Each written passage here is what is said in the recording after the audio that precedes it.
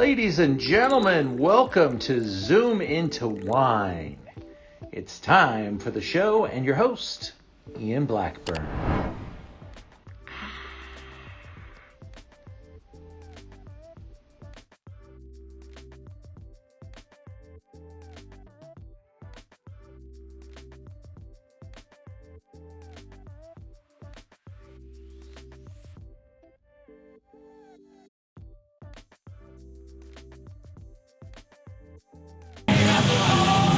All right, fixing problems back here, but getting everybody on the Zoom. We want to thank you guys for joining us tonight for Zoom Into Wine. My name is Ian Blackburn, and I host Wine LA.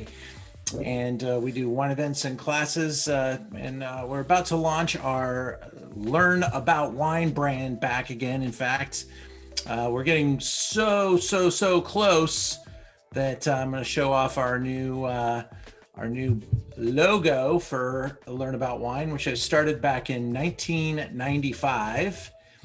And we're bringing it back because it's not just LA anymore involved in our Zoom events. And we're going to be hiring educators from around the world and doing some really cool stuff online on Zoom. And we'll continue the Zoom Into Wine programs, but we'll also be complementing it with a schedule of classes and events and really embracing the moment here that we've now entered into. And we love the Zoom platform for wine tasting. We hope you guys enjoy tonight's program.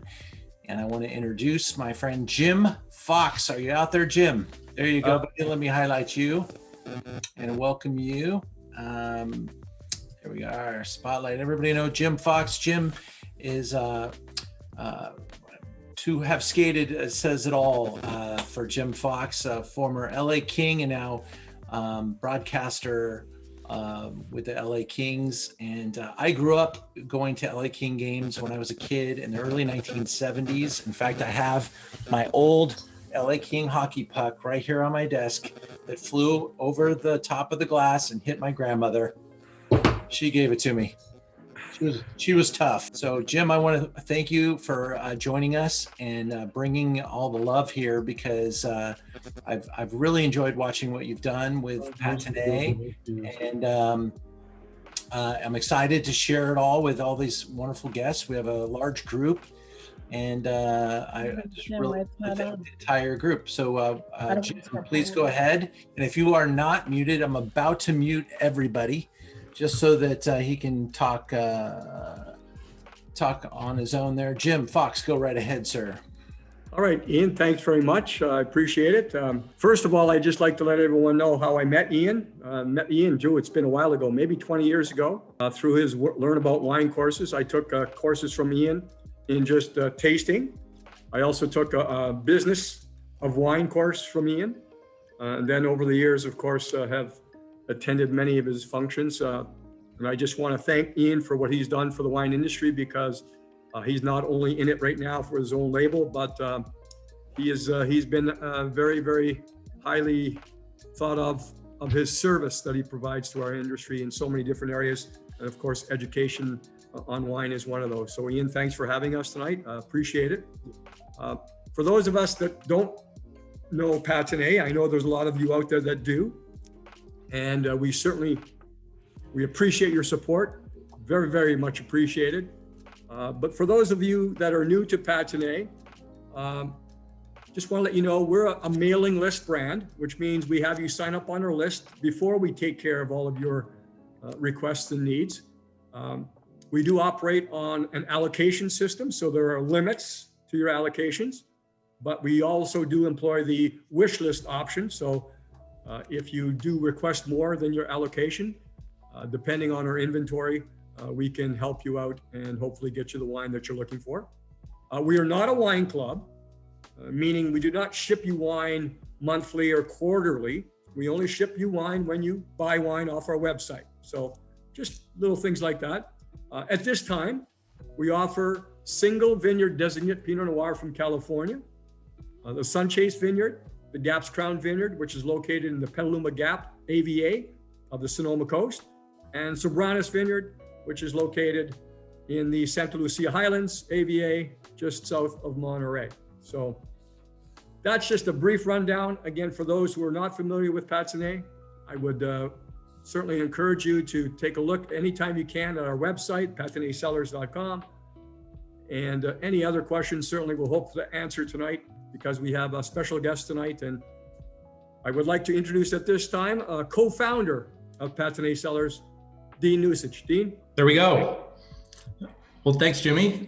Yes, we have a special guest, and it's not me tonight, unfortunately.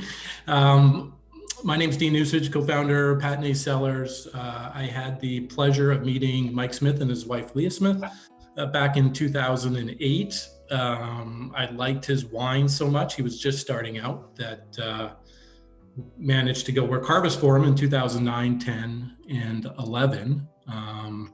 Mike comes from an incredible lineage of winemakers. He mentored under Thomas Brown, making cult cabs such as Maybach and Schrader. He's racking up the love with the critics these days. So we're incredibly fortunate to have him as kind of the backbone of our team, and would love to introduce Mike to you. Mike. I see Mike Smith's Zoom box, but that doesn't look like a Mike Smith to me. Well, you know what? While we're waiting for Mike to get in, let me just make sure I've got all my settings here to allow him back in. But we've got such a fantastic audience here tonight, some really great people from all over the place. And it's really exciting to be able to share this event with you.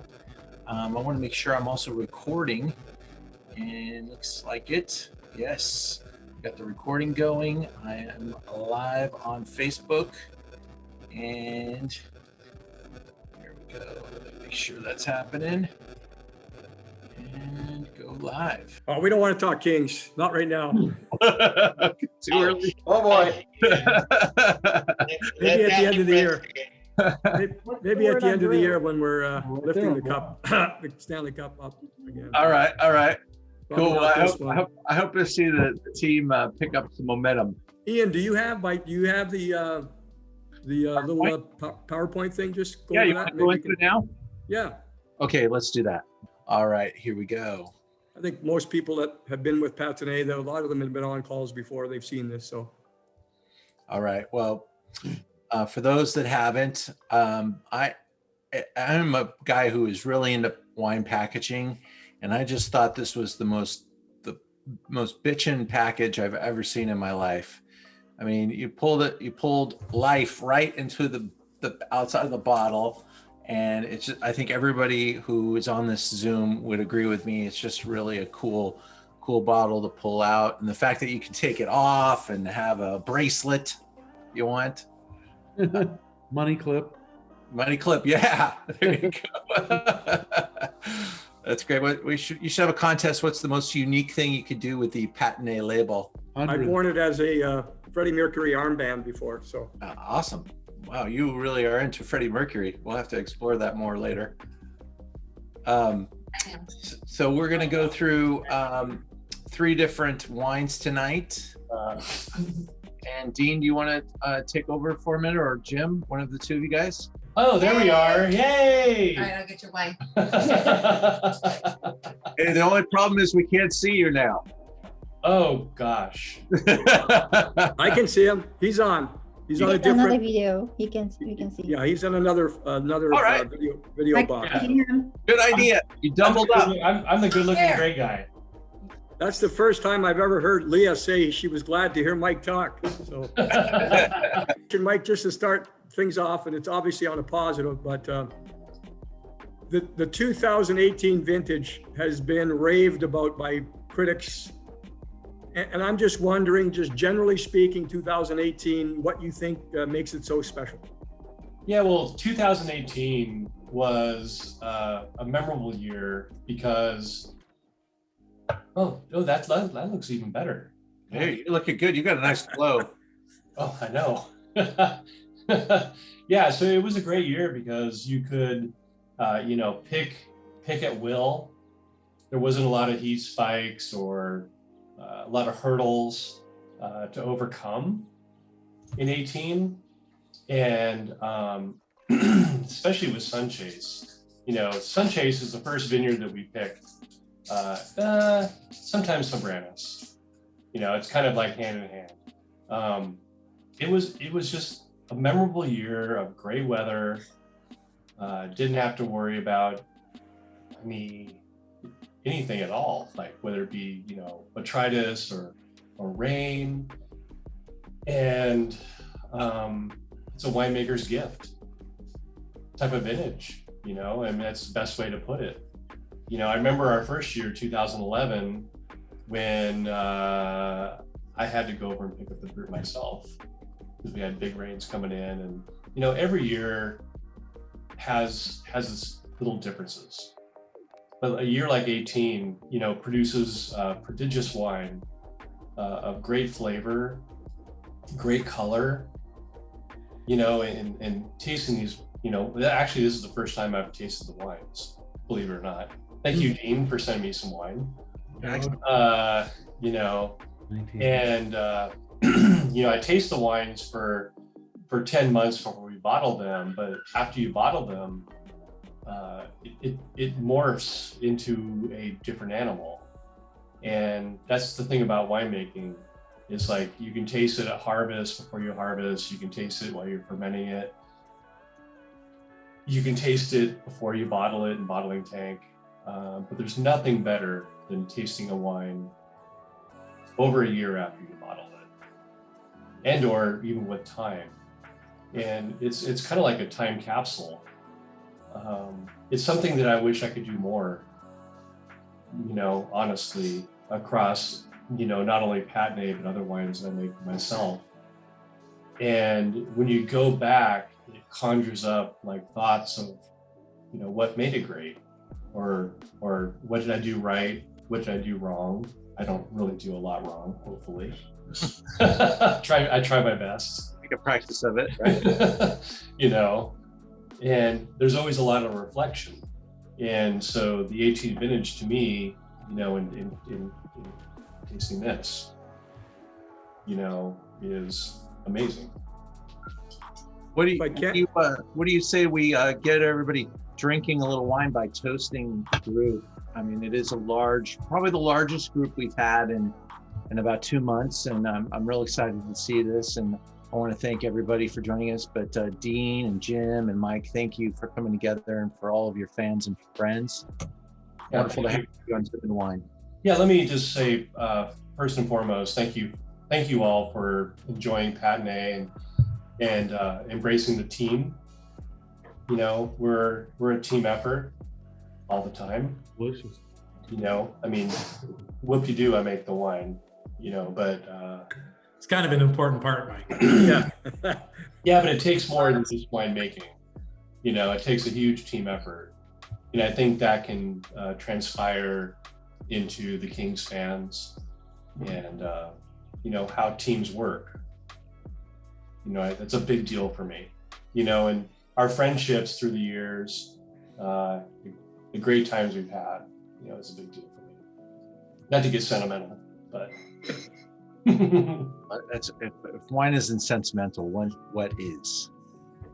Correct. It goes hand in hand with, the winemaker, the team, the proprietors, the consumers.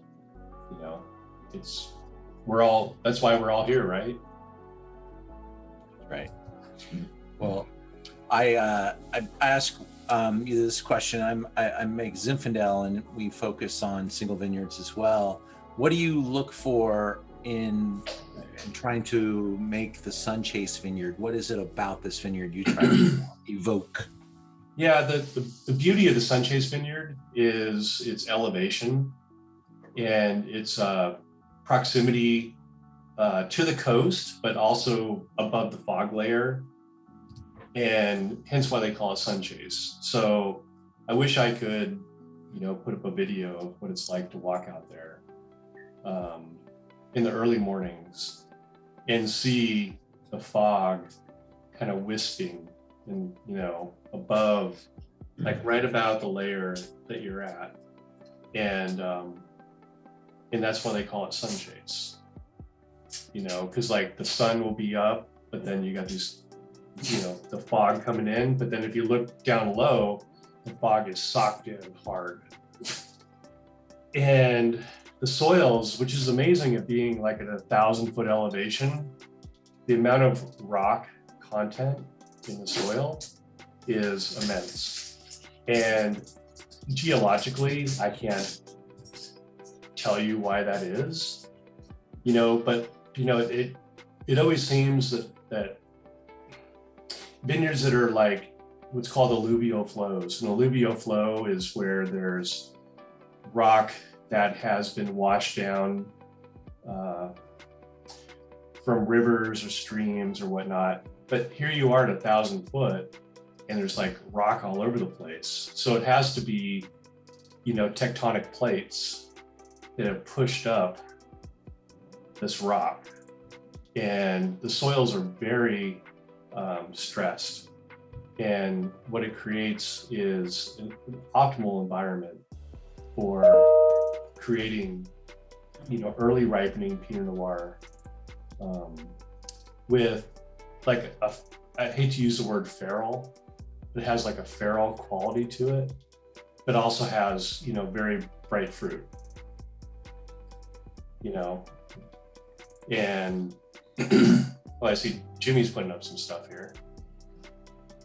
I think that's Ian's got it control. So yeah, I'm just bringing up a picture of the vineyard while you're talking about it.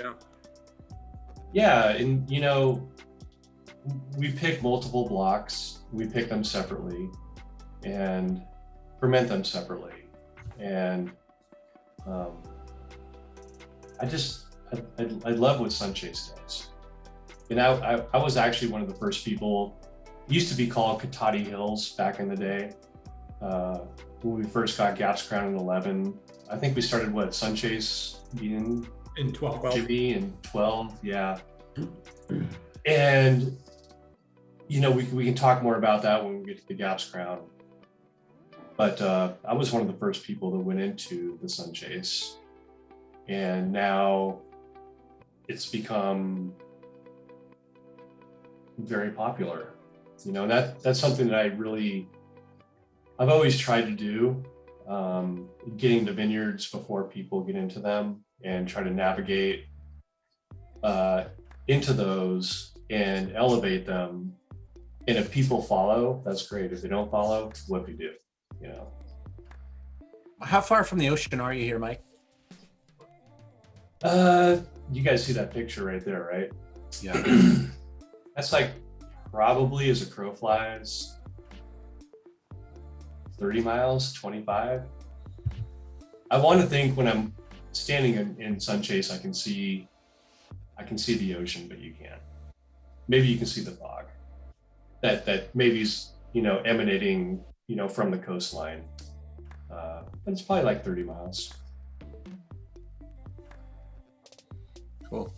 Well, when I smell the nose of this wine, I get some really interesting orange citrus peel in the nose of this Pinot.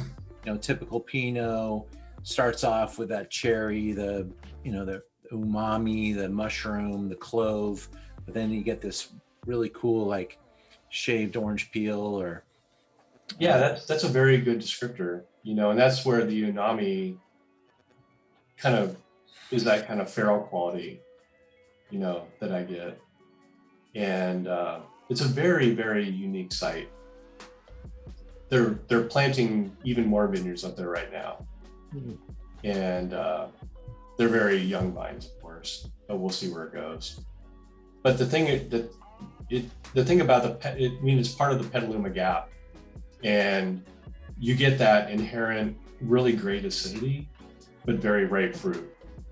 So when you go down into the flats, which we'll talk about later, it's a little bit different, a little hotter, but the wind, when you walk through Sunchase, you don't have to do any crop adjustments. It only sets, like, if you're lucky, 3 tons per acre. And if you go down into the flats of Sonoma County, you might set like 5 or 6 tons per acre. And then Then of course you're, depending on the grower, you might be wrestling with the grower. Like, hey, let's drop some fruit. And it's like, well, that means I'm dropping money on the ground. And with Sun Chase, I don't have to do anything. What it sets is what it sets. And it works out perfectly. Vineyard in balance. You're right. It has its inherent balance. And the balance can be not only the balance of the fruit, but the balance between the buyer and the grower. So there is no, I wouldn't use the word confrontation, but it's like, hey man, you're hanging 6 tons per acre out there. This is not going to work for me. And so from a winemaker's perspective, it works really well. You've got to 14.5 alcohol here. Are you a person who embraces ripeness, or you play into keeping it a little lower in alcohol? You want to well, yeah, on that note, if you try to achieve, like, say 13 alcohol in Sun Chase, your acidity level is going to be so high that it's going to be almost like searing.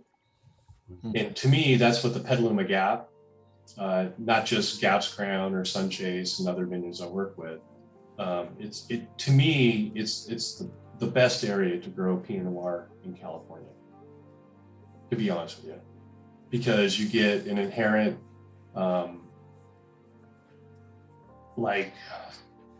you get a low pH, which means high acidity, but you can achieve ripeness at the same time. And so I'm not known as a winemaker that makes, picks on alcohol levels. I pick on balance, wherever I'm at. So. There's a nice little map to kind of show the entirety of the appellation, and why is it called Petaluma Gap? What is it that gave it that name? What is it, the features there? Yeah, well, the Petaluma Gap is actually a gap that goes from San Pablo Bay, also known as San Francisco Bay, and the winds go out to the ocean in the morning, and then they come back to the bay in the afternoons, and it's always windy. And I would say that probably is what defines it the most. It's an outlet from the San Pablo, San Francisco Bay that goes out and in. And that's the best thing I can say, There's a great list of vineyards that fall in the Petaluma Gap appellation, one of the many great appellations in the Sonoma County. Is it considered its own appellation already? Absolutely. Yeah, it's got its AVA about a year and a half, 2 years ago. The interesting thing though, is that when you get on, if you look at the map, if you see like Lakeville Highway, correct. Yeah, when you get down into like the bottom of it, there's a thing that you see like Adobe Road. Adobe Road. Yeah, so there's a thing called Adobe Clay. And so back when there's a mission down in there, when the missions were built, that's very, very, very deep clay. And, when you get around, you go from Keller Estate to Petaluma, that's very deep soils. It's clay. So if it rains and you walk out there, you're going to come out 3 inches higher on your shoes, as farmers say. Nice. So what you have to do, so you see Adobe Road where that rolls. So you go like Keller Estate, Adobe Road. So if you want to go 32, 33, 35, 36, 16, 17, 18, That's very deep soil. That's not the same soils that we're dealing with Sunchase. And it's black. And so back when they used to make them, when they used to build that, they would make bricks of adobe clay, and they would build homes with that. I'm sorry if I'm being abstract here, but it's a completely different soil profile. So the Petaluma Gap is not all like what Sunchase is, or Gap's Crown. And so you have to be above that because there's a floodplain in there. Also, we have the Petaluma River that would go through the Petaluma Gap and drain out into the San Francisco Bay or San Pablo Bay. Ian, I know there's a couple of ways to interact with everyone tonight. Yeah. The easy way is the chat. So if anyone has any comments, you just go ahead and chat and put it in there, or any concerns or any questions that you feel that you need to be answered that aren't being answered. That's kind of the my easiest partner way. in crime, Leah. Yeah. Hi, Leah. Hi. Thanks for being the tech department. I don't think I was very good, but I get to be the wine department now. All right. It's the reward. Well, I'll take a look at everybody else in the gallery mode here, so we can all check in with each other. And I drink my fair share of Pinot, and this is really tender, beautiful, balanced. It's 2018. When do you think it'll hit its like potential? What's your number on this wine? Good question. That's always a tough one to answer. You know, I try to make wines that are drinkable upon release. I have a feeling, you know, the thing about wine from California is that when you hit the 10-year mark or the 8-year mark, things change, you know? And so you have to decide if you like aged wine or if you like fresher wine. So to answer that, I would say, you know, 4 to 7 years, I think, is an optimum drinking window. You know, maybe if we drank it in 20 years, it would surprise me. I have no idea, you know? Sure. You know, so Patine, so we started in 11, we're in 21, right? And then if we go to 31 and we drink our 11, I would love to do that. You know? To make sure I save a bottle. Yeah, please, Dean, do that. So I saw a question about when Mike joined the winemaking team. Maybe you guys could tell a little bit about how you all met and got together and how the program started. Dean. Hey, Dino. Dean, Hey, that's Dean. you. Yeah, Dean, move your lips. Dean broke the law. Dean broke the law. That's why we were able to do it. He broke the law. So I was lucky to be invited on a Napa Premier weekend event, the auction weekend, and it was with the retailer, and we went and tried, geez, that weekend you're probably drinking 200 different wines, and he was always looking for the next up and coming winemaker. So we drove down to Nicholas and Rand, down in Caneros, and Mike and Leah showed up. It was their daughter's birthday, but they had a couple barrels in the cave, and they barrel tasted us on it, and I fell in love with the wine, and I called Mike up the following year to see if I could go work harvest, and that's how at least Mike and I met. Jimmy and Elizabeth, who's on this on the Zoom as well, friends with Jimmy and Susie from the beach for quite a while, and I've been talking wine, and it just kind of all came together. So Yeah, but you're not allowed to drink wine on the beach. I just want everyone to go, you know, we're not all lawbreakers like Dean is. So, Well, that's why I was the bestseller rat that Mike had, so he agreed to make Pinot Noir for us. You were free. that's why we're making that's why we're making canned wine now. So that it's like, oh, I'm just drinking a soda pop. You know what? It leads me to a question, Mike, if I can, because when Susie and I went with Dean to taste your wines, most of your Syrahs and your Cabs, while we were looking to select a winemaker, of course, Dean had a little bit of a bias going, but Susie and I we were just so impressed with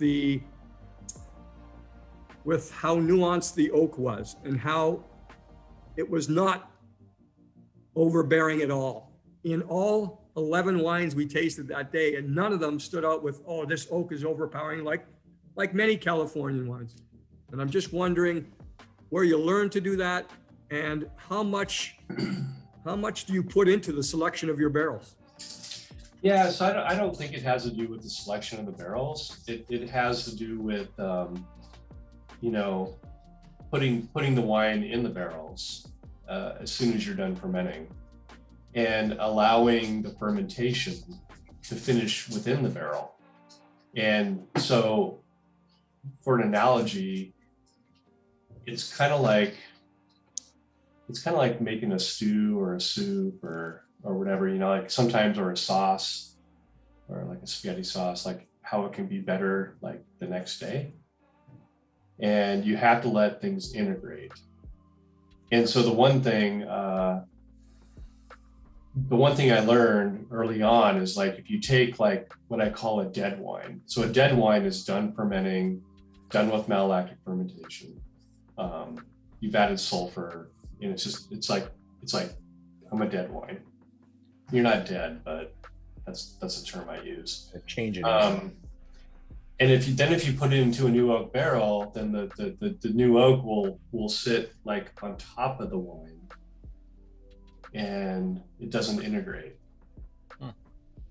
You know, I mean, I hope that makes sense to people. Yeah.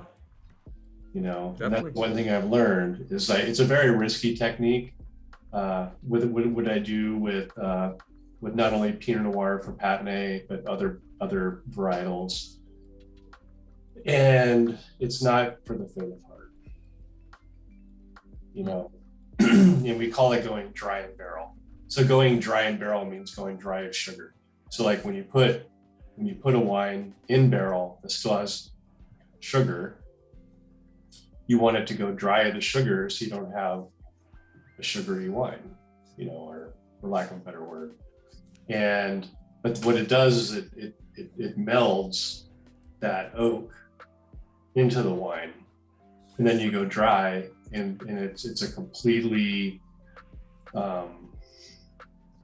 like metamorphosis of integration of the wine and the wood.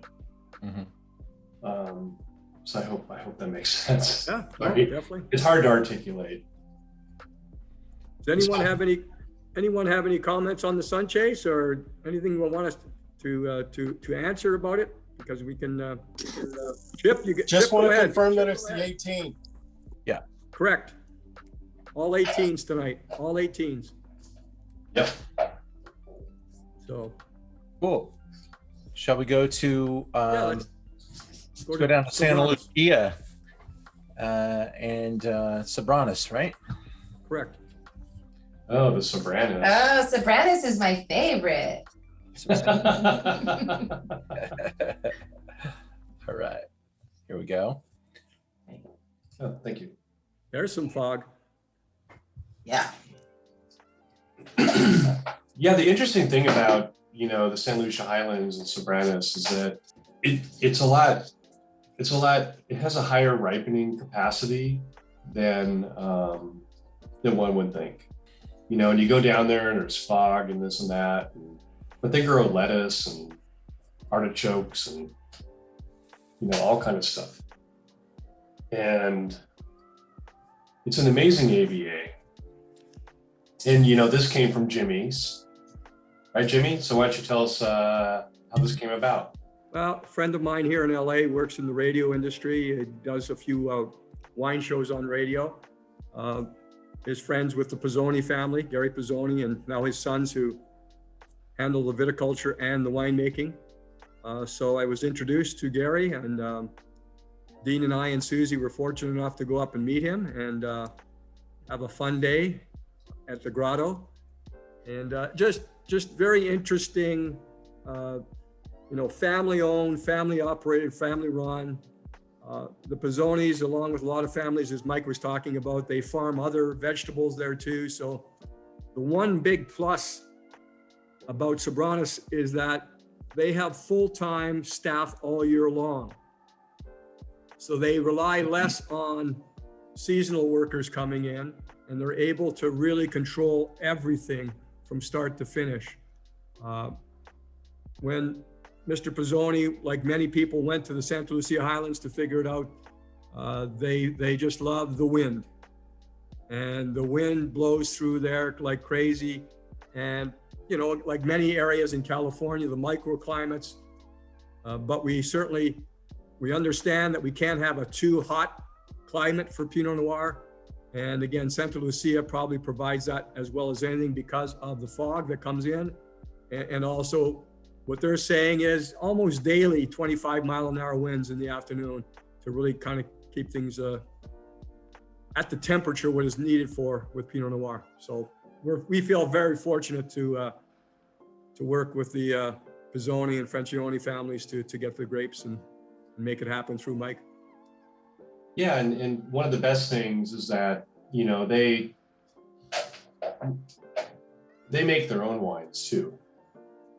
And we can rely on their expertise to, navigate what we're looking for. And so to have a farmer that's making their own wines from the exact same blocks that we make wine from is a huge advantage. And so, they're trying to achieve not only for themselves, but also for us. They're an amazing family. And they're a family-run operation, of course. And it really works really well for me. And it's an amazing area. But didn't that the first visit, Jimmy, you went down to, didn't you get your rental car stuck in the mud? Yes, on the way home, Gary says to us, he says, you want to take the safe way or you want to take the fast way? we ended up going through a lot of the lettuce fields and onion fields and everything they had down below. And Dean and I Susie took over the driving, and Dean and I were up to our knees, literally in mud. We had to push that car out of there. Susie was getting the car washed for 2 weeks. And it was still dropping mud on the bottom of it. So. Of course, the vineyards are not in the mud. The vineyards. No, this is on the way back. It's like how you're trying to get out of there. It was. We were worried there for a moment, but you survived. We were able to do it. And I know a lot people have heard me speak before. I'm getting a little request for the Pizzoni clone story. So Gary was a big fan of Burgundy, like a lot of Pinot Noir people. So he visited Burgundy in the late 70s. Yep. And he came across the Latache vineyard, which is world renowned. Loved the wine so much that the story has it that Gary took some cuttings and smuggled them back into the United States, which would be a little bit bending the rules. When he got to customs back then, and keep in mind, this is in the late 70s, so it's not as stringent as it is now. Yep. He got there, he said he just stuffed them down his pants. Yep.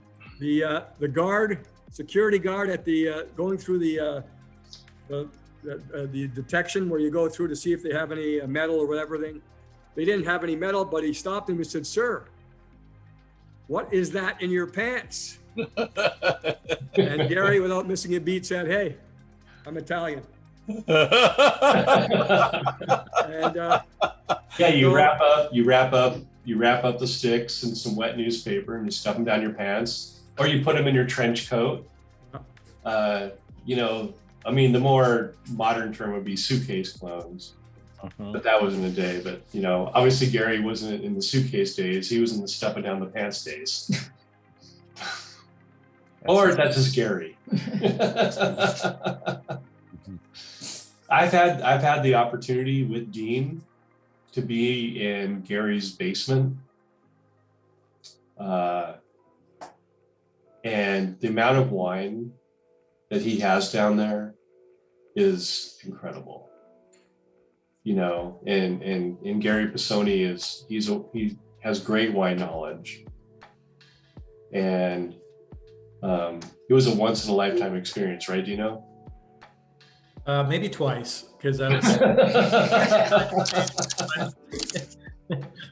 But no, a pretty amazing collection, and it's just the whole lore of Gary Pisoni is almost unreal. So we're surreal. It is. I wish all of you could experience a Gary Pisoni experience someday. They are. They're super friendly and love to have visitors, and they've offered it before. So anybody here is up that way, feel free to look them up. They'd be happy to meet. Mike, what do you think you're going to get as far as characteristics from Sobranis, that vineyard specifically? You know, I mean, first off, on this wine is you know, an effusive kind of ice quality. You know, on the aromatics, I would say that kind of follows through on the palate with a very light cherry quality. You know, I wouldn't use umami or mushroom. I would say it's just yeah, like a clove quality in a very lingering you know, light fruit finish. I mean, it's a very pleasing wine to me. I'm not going to pick favorites, so don't ask me that question, please. There's like a mouth-filling, chewy cherry skin, tactile. Exactly. Plus character in this vineyard. That's I think what captures people's imagination is truly like putting a piece of fruit in your mouth. Yeah, I think Sobranis is a wine that you can just drink wine. Like, I don't think it necessarily needs food per se.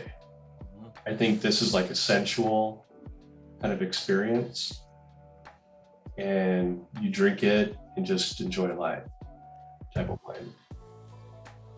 Those who know me, Mike, know that they know my favorite wine, and that's the one in front of me.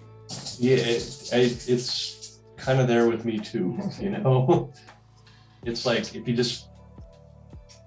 Go ahead, you're talking. I'm sorry, Leah's showing me phone texts. But this is a wine you just sit down and you drink it, and you can have good company and just enjoy it for what it's worth.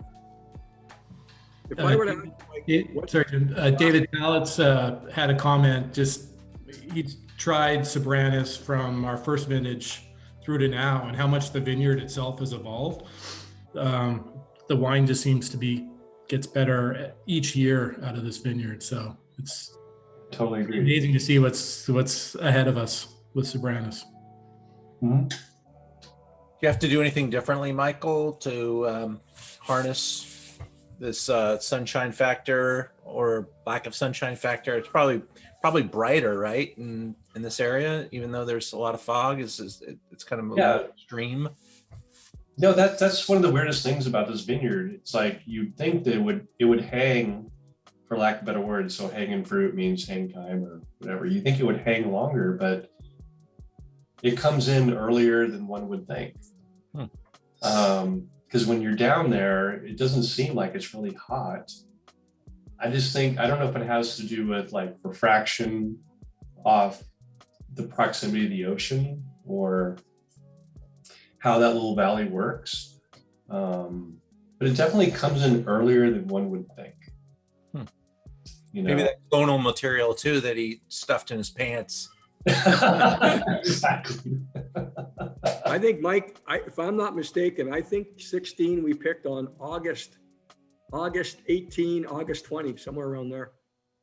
Yeah, it's pretty crazy, you know. It doesn't seem like the terroir that it would come in that early. Wasn't that the year that we brought the white and the Pinot in on the same day? Yeah, pretty much. Yeah, that's only happens with Sobranis. This happened twice. Yeah. Yeah.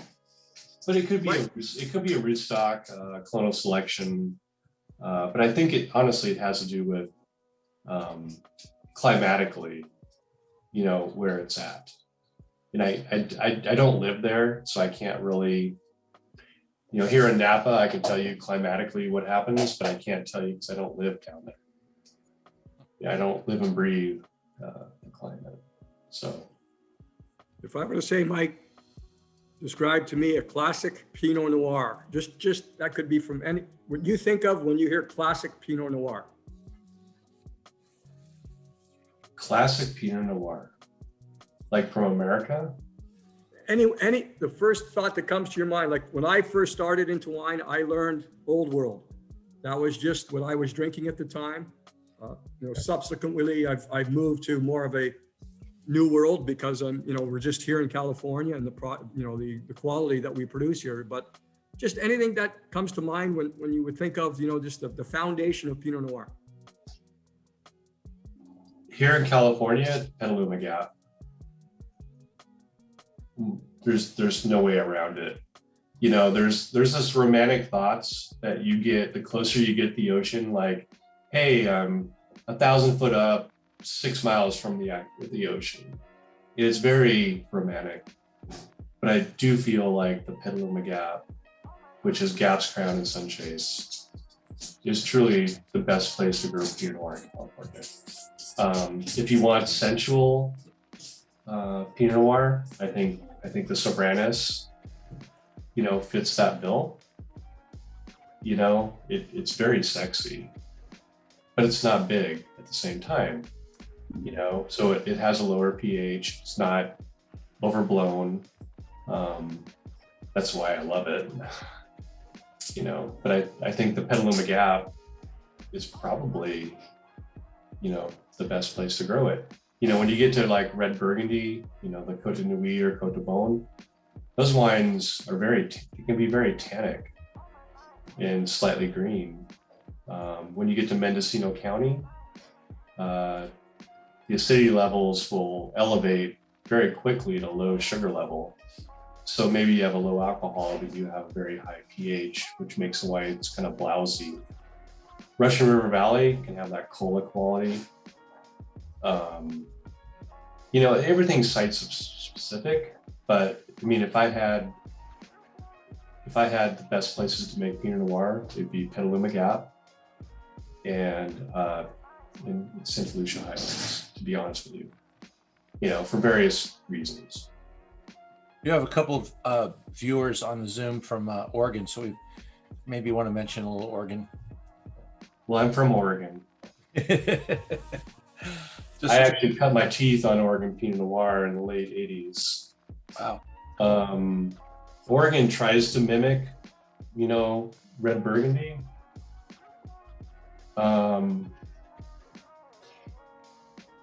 I truly feel that, Petaluma Gap makes some of the best Pinot Noir in the world outside of red Burgundy, but they're completely different animals. And I love Oregon Pinot Noir, don't get me wrong. But I feel like when I started to hit like the 90s and 2000s, I felt like the Oregon Pinot Noir somewhat fell off the wagon a little bit. I don't mean that in a bad way. Changing gears, trying to appeal to a bigger market. Yeah, I just didn't feel like the wines were the same that they were in the late 80s, early 90s. Back when it was kind of a little more rogue, so to say. People didn't know what they were doing, but they were doing something. And then, then there was a reinvention of the wheel, so to say, or like rootstock, clonal selections. I'm not going to use the word global warming. Yeah, I haven't been enamored with Oregon Pinot Noirs recently than I was in the past. There are certain producers that I do really love. But there's been a rush of people to make wine up there. And so when you have that rush, the way sometimes you miss the north.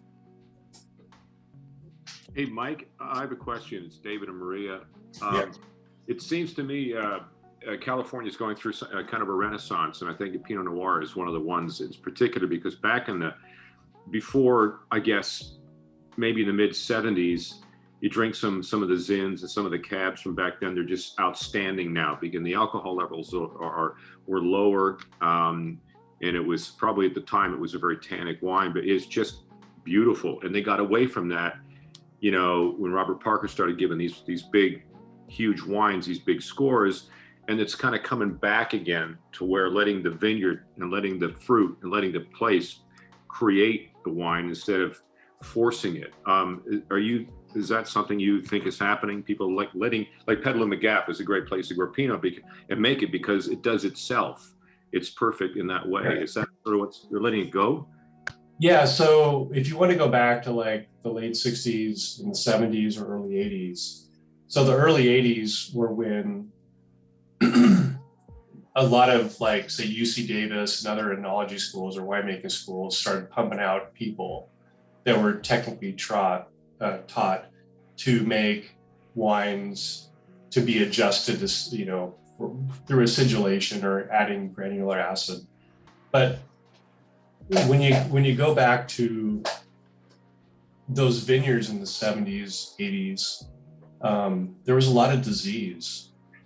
And it's not just phylloxera, it was various diseases. And then you also had very nervous growers. And so not only did you have vines that couldn't achieve ripeness, you also had growers that were like, hey, by October 1st, we're gonna pick. And so what's happened starting in the 90s-ish and moving forward is we have cleaner rootstock, we have cleaner clones, we have very high-tech viticulture going on. And so I think Robert Parker, to answer your question, definitely ushered in a lot of that. But also what you're finding in Napa Valley is people trying to achieve better perfection. And so people are willing to invest money and have cleaner clones and cleaner rootstock and better irrigation. And you're right, there is a shift going backwards. But going back to, it's kind of hard to articulate, but going back to picking, like I don't pick.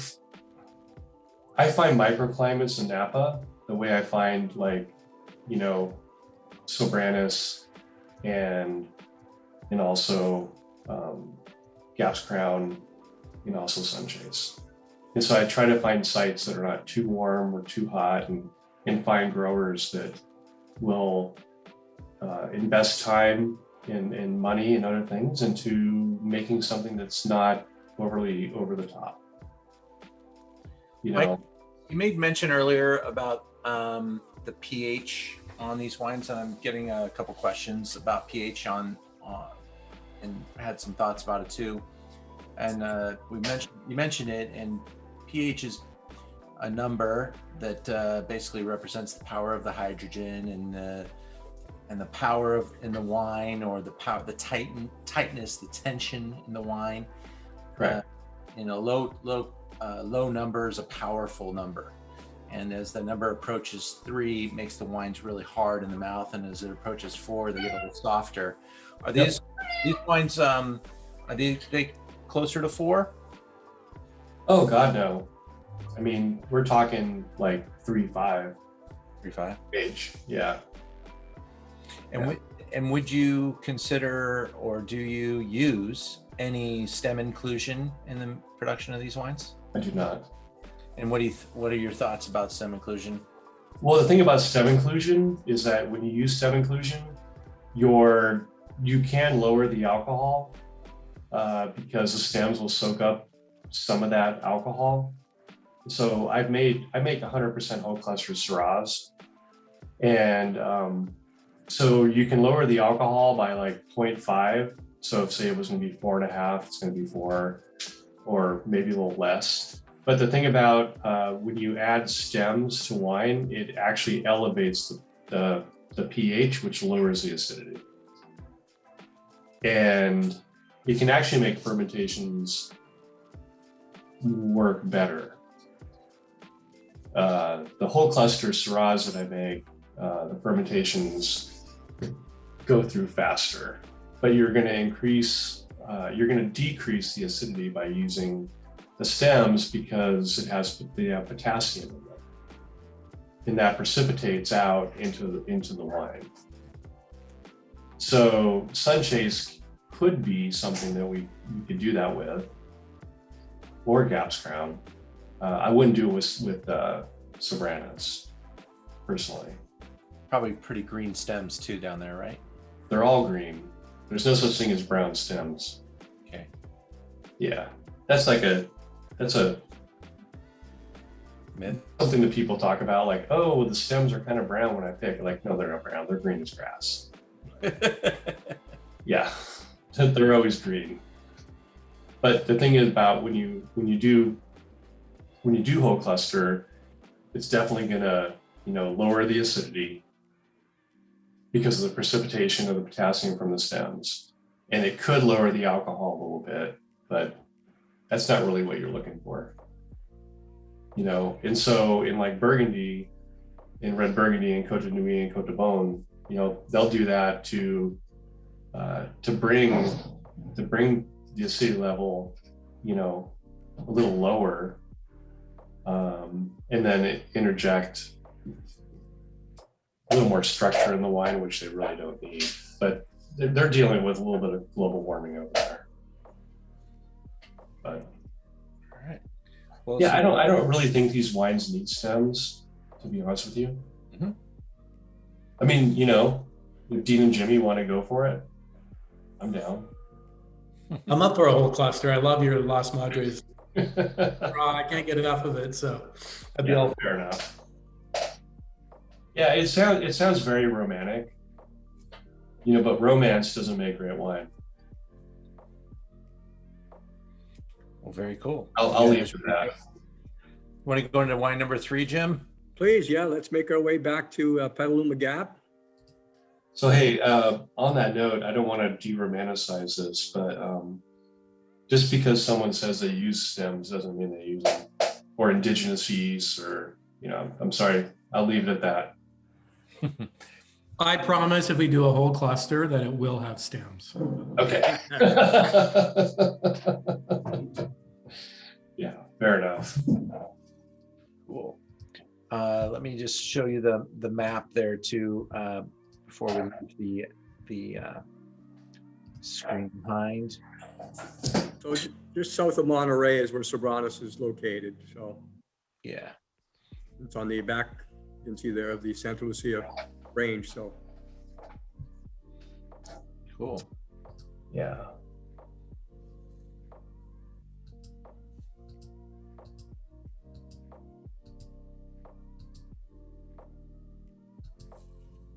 I think to go back what Jimmy was saying, to have full-time employees year-round gives Pisoni a huge advantage.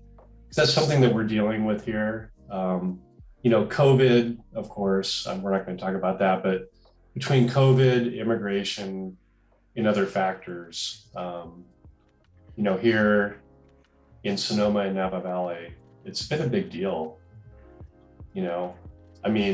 Working with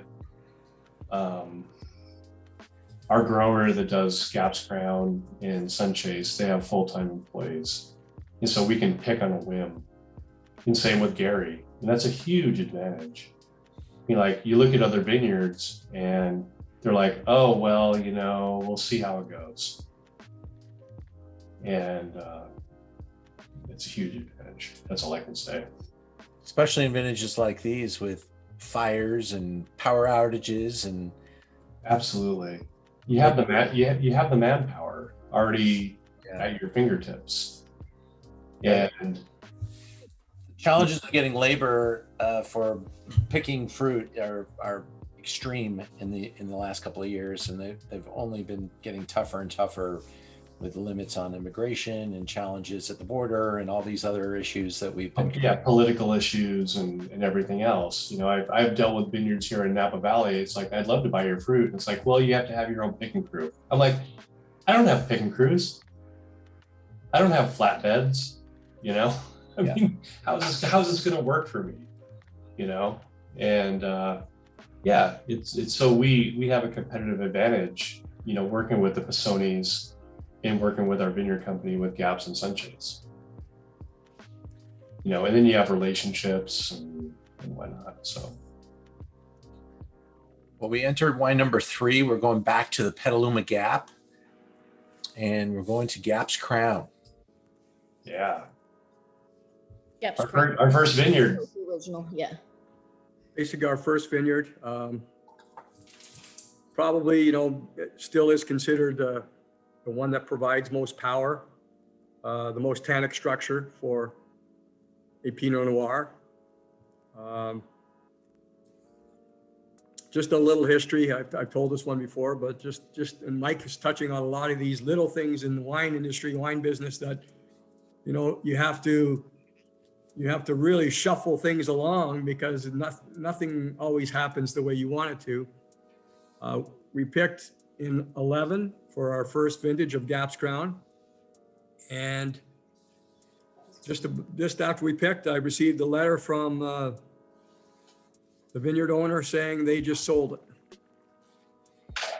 So, and the letter stated, you're no longer going to receive any of our grapes.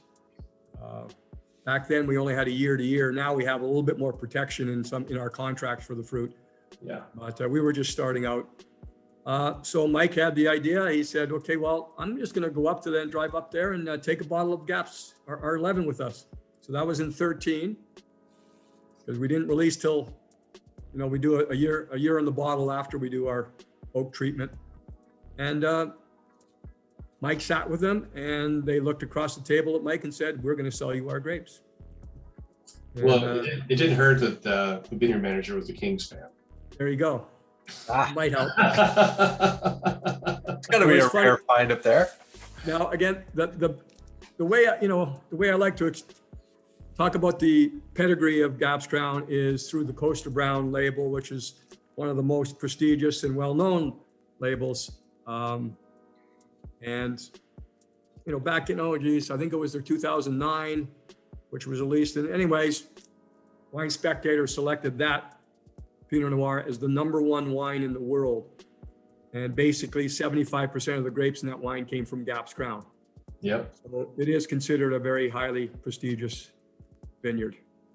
Absolutely. You know, and we worked with them for multiple years and we were easy to deal with. And that's the #1 thing that growers want to deal with. You know, is level-headed, like-minded people. We want to make the best wine ever that we can. And, you know, we just work together. You know, that's why we're still in there, right? You know? If I would ask you, Mike, this might be getting a little deep, but the difference between power and concentration, is there a difference when you're talking wine? Well, I mean, I think the Gaps Crown shows a little more power because of its lower elevation. So it's based about 800 feet below Sunchase. Its concentration comes from, you know, its ability to be well drained and the farming that's employed that basically, you know, cuts our crop levels off at, you know, 3 ton per acre. I mean, I don't have to, the beauty of all 3 of these vineyards is I don't have to tell any of the vineyard management companies, whether it be the Pisonis or our our vineyard management companies for Sunchase or Gaps Crown, like what I want. They know what I want. And they know what I want because that's what they want. You know, and I can go out there and look at it, and I'll make a little road trip. You know, it's like, it looks good. You know, and I don't have to worry about these guys. You know, we're all in it together. And you know, you go out to Gaps Crown, and they unlike Sunchase, Pisoni has to do a little bit of adjustments, but that's fine. But Sunchase, there's no adjustments for dropping fruit. But in Gaps, there's a slight adjustment, and they do it impeccably well every year. And I go out there, I'm like, well, what do you know? You know, they nailed it. And you know, it's a win-win situation for everybody. So like when they give us great fruit, we make great wine. You know, and that's the best way I can look at it. You know, I mean, once again, in Gaps Crown, you know, we've got a lot of wind. There's definitely a little more fog down lower. They do have some rocky soils because they're on what's called the bench. If you go down 100 feet, it gets a little thicker. It's not the adobe clay I was talking about earlier. But there's Copple Creek that runs, you know, off of Gaps Crown down into San Giacomo's Roberts Road, which is across the street. And it's an amazing site. We usually pick Gaps about 7 to 10 days later than Sunchase. And that's because there's a little more fog down there. But the one thing with the fog is you have to worry about getting botrytis, which is like a little bit of a rot that can creep into Pinot Noir, because Pinot Noir is a very tight cluster. And so when the clusters are loose, the vineyard management company has to go out there and make sure that they spray sulfur to make sure that the sulfur gets like inside around every berry before the clusters close in on itself. And that's something you have to look out for Gaps Crown. But we have a great vineyard management company that can handle that. Well, congratulations. These wines are drinking beautifully. And gosh, 9 vintages already, right?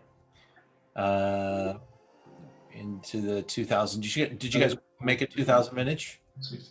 We're taking a break. Yeah, it was 9 vintages. You know, yeah, we're 9 vintages deep. That's cool. Dean can speak for last year if you want. Sure. Yeah. No, we'll be taking a break just due to the fire. So am I. Smoke damage that occurred, which is unfortunate. But you know, some of the growers like the Pisonis were fantastic and just said, you know what, we're not even going to ask you to pick this year. All the growers were great. Yeah. That comes back to the relationships that we have. You know, where the growers, you know, stay true to like, you know, they want to make the best wine possible. And it was unfortunate in Sonoma County. You know, Napa County, of course, had some of that, but let's not talk about Well, we'll all look forward to the rest of 2021, and we have a lot to look forward to. Yeah, we're going to kick some ass this year. What are you talking about? That's all right. I'm still looking forward to it. You know, yeah, it's going to be amazing. You know, you just move on.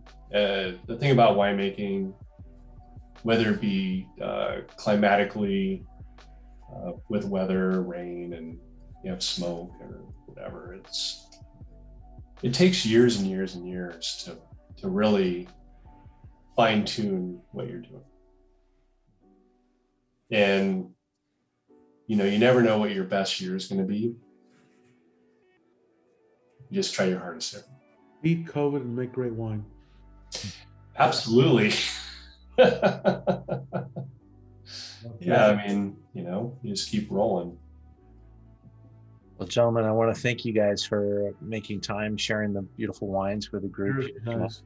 Fantastic. One last thing, we do have some library wines that we'd love to share with the group here.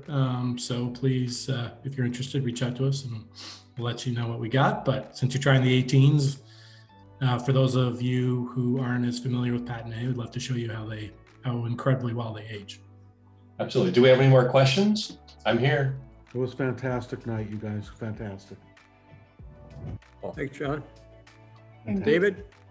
Can we get a Patine and maybe a Myriad or Carter Cellars wine dinner together? Absolutely. Where are you at? LA? I'm in Los LA. Angeles. Yeah, Sure. yeah. I In mean, 14 obviously, days one's notice and I'll COVID fly down. better, yeah. Vaccines for everyone, and then all great dinner. So you Yeah. make fantastic Cabernet. So Well, yeah, I mean, I try to make fantastic everything. yeah. I mean, that's my job as a winemaker. People always ask me like what my favorite wine is, favorite varietal or whatever it might be. And my job is to make the best wine I can make for whoever I make wine for, whether it be myself or Patine or other, that's my goal all the time. And that's why I'm a winemaker. Jim, what are you thinking is your next step with Patine? What are you guys talking about? You guys gonna grow into a tasting room? You're gonna do what are you thinking long term? We take it very slow. And I think that's allowed us to stay around as long as we have for, as you know, which is the most competitive business in California. We do have plans for our next release coming up this fall for a Sonoma Coast blend. So that would be some gaps and Sunchase, and Mm-hmm.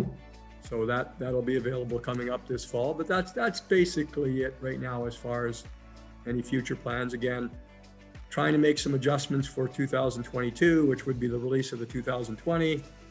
Trying to figure that out. But we learned from our first year, and we were talking earlier about the 2011. I mean, I can't find any of it out there. So as Dean is offering now, we learned from our first year, and we started to hold wine back, just because you want to see the potential of aging, you want to see the growth and the evolution, and if you get rid of all of your wines, then you don't have any to taste. So that's something we're looking into now to make sure that everyone gets a chance to dip back into to some of our more mature vintages. Yeah, so I just tried the 13 Sunchase and Gaps the other night. Tasting amazing. Great. It's like right in its prime, in my opinion. You don't want to take those wines to 15 or 20 years. Right. That's just I'm sorry. We didn't brief this, but there's no reason to take those wines that far. But to taste these wines, 7 years was a revelation for me. They lose their baby fat, their brightness.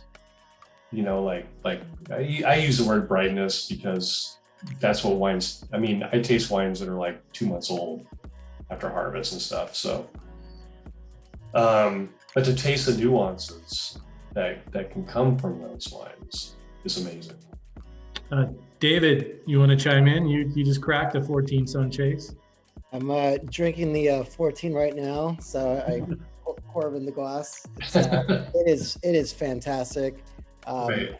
I think I said that some of the brightness has toned down a little bit, but the fruit is so fantastic right now. I think this is one of the best Sunchases I've had, and obviously I've tasted it at the beginning, but right now it's fantastic. Yeah, I think sometimes people in a rush to drink the wines because they taste so well young. But just give them some time. I know it's hard. Mike, that's your fault because you make them taste pretty good out the gate. It's hard to keep your hands off them. You guys ought to go from a 3-pack to a 4-pack. Yeah.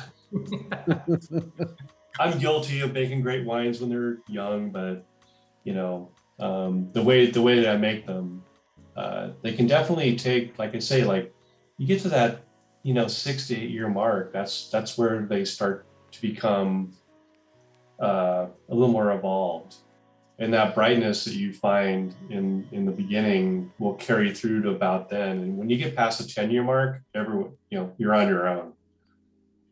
That's my take, Hard for me to get by the 6 month. You're hilarious. 6 months, 3 months. There you go. Well, that's my winemaking technique, is to retain freshness and but make them drinkable earlier. I was blending with a client today some Cabernet Sauvignon and some Malbec and Petit Verdot, and it's like the creaminess and how those wines can be so young, but it's like, man, we keep them so fresh that they can really evolve. I'm never into like, this is a 30-year wine. That's just not my gig. It sounds romantic, but I'm not sure it's actually a reality. You can drink, I've had wines that are 100 years old, and you're just drinking history. It's fun, but how good was it? It still has alcohol in it, so I guess that's why we drink, right?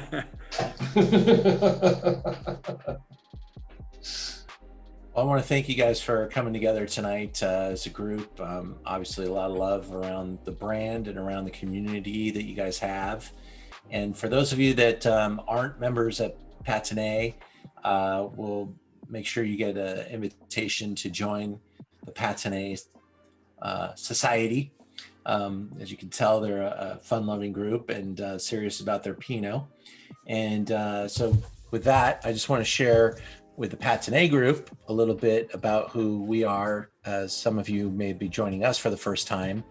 But we started Zoom into Wine when my live wine event business basically got shut down back in March. We pivoted to Zoom, and Zoom into Wine's basically what we do. We have the wine store Merchant of Wine behind us, and we ship wine all over the city.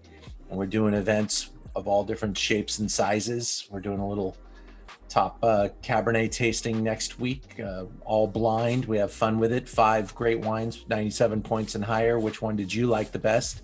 Because that's all that'll be that matter from that grouping. But getting a chance to taste them all at a really nice low price is a pretty good value. So I invite all of you to join me for our cult wine tasting next week. We're doing Chardonnay on Saturday, the 20th. I have a friend who is a very famous chef named Bob Blummer from the Food Network, a great cookbook author, and he's got a couple of food and wine ideas, but he's also huge into wine. In fact, he worked to harvest at DRC and Boom. got to do it on TV because he was a televised guest on the Food Network for that event.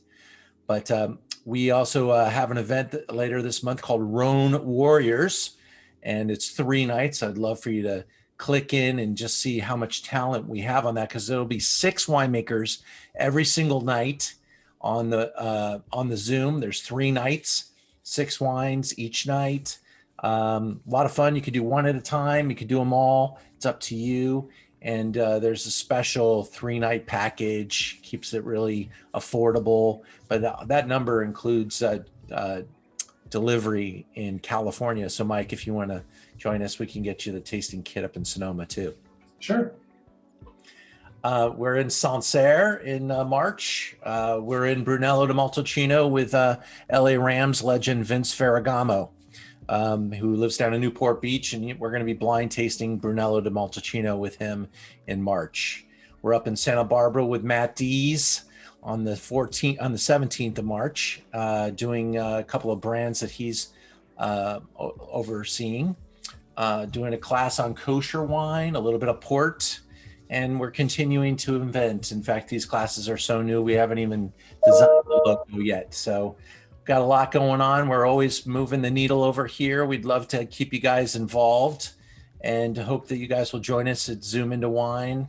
And check out our website, Merchant of Wine, because we deliver for free in Los Angeles. It's only $10 in LA. And I've only got a couple of bottles of each of these wines left. So if anybody wants to grab them off the website, you could do that. You get 10% off on 6 or 5% off on 6 and 10% off on 12 and free delivery. And you can assort any wines on the site to get there. But I want to thank Dean and Jim and Mike and all of you for coming together, because this has been really fun to watch you guys chat back and forth and to watch all the amazing chat activity. And I do hope to see you all again. Thank you. Thank you so much, Ian. Thanks, Ian. Thanks, Ian. Cheers, everybody. Have a great Okay. night. Stay safe. Thanks, Mike. Okay. Thanks, Go Kings.